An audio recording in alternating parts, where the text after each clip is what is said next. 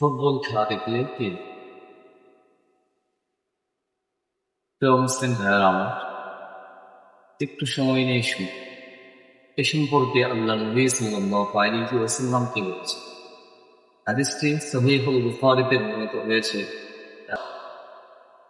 হাদিস নাম্বার 6180। হাদিসের বর্ণনাকারী হলেন হযরত আব্দুল্লাহ ইবনে মাসউদ রাদিয়াল্লাহু তাআলা আনহু। عن عبد الله بن مسعود رضي الله تعالى عنه قال جاء رجل إلى رسول الله صلى الله عليه وسلم। হযরত আব্দুল্লাহ ইবনে মাসউদ রাদিয়াল্লাহু তাআলা আনহু কে বর্ণিত, তিনি বলেন, এক ব্যক্তি রাসূলুল্লাহ সাল্লাল্লাহু আলাইহি ওয়াসাল্লামের কাছে আসে। فقال يا رسول الله, সে বলল, হে আল্লাহর রাসূল, কাইফা তাকুল ফি উযর, এমন ব্যক্তি সম্পর্কে আপনার অভিমত, আপনি কি বলেন, আপনার মতামত। আহাব্বা কওমান, যে কোনো সম্প্রদায়কে ভালোবাসে, ওয়ালাম নালহাক বিহিম, কিন্তু সে আমলের পর্যায়ে তাদের সাথে বুঝতে পারে। فقال رسول الله صلى الله عليه وسلم, তখন রাসূলুল্লাহ সাল্লাল্লাহু আলাইহি ওয়াসাল্লাম উত্তরে বললেন, আল মারউ মা মান আহাব, মানুষ যাকে ভালোবাসবে সে তার সাথেই থাকবে। প্রিয় মুসলিম ভাইয়ের আমার, দেখো আল্লাহর নবী সাল্লাল্লাহু আলাইহি ওয়াসাল্লাম কি বলেছেন।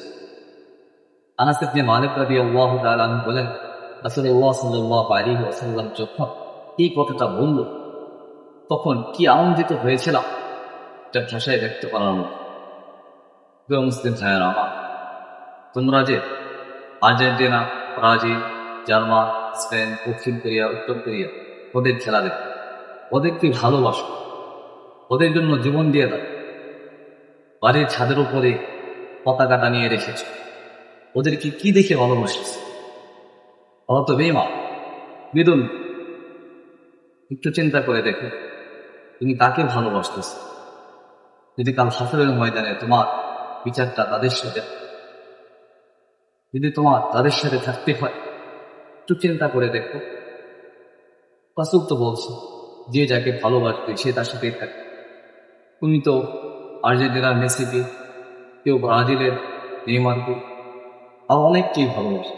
কেন ভালোবাসে? কি নাম তোমার? এই যে খেলা, এই খেলার মধ্যে অশ্লীলতা, ভায়াপনা, ছোট টাকা হয় না, জুয়া, বাজি, কত কিছু রয়েছে। এতে শুধু মুসলিম ভাই, শুধু তোমার প্রতি আমরা তো নেক কাজ করতে জানি, নেক কাজ করতে না পারলেও খারাপ কাজ আমরা করছি।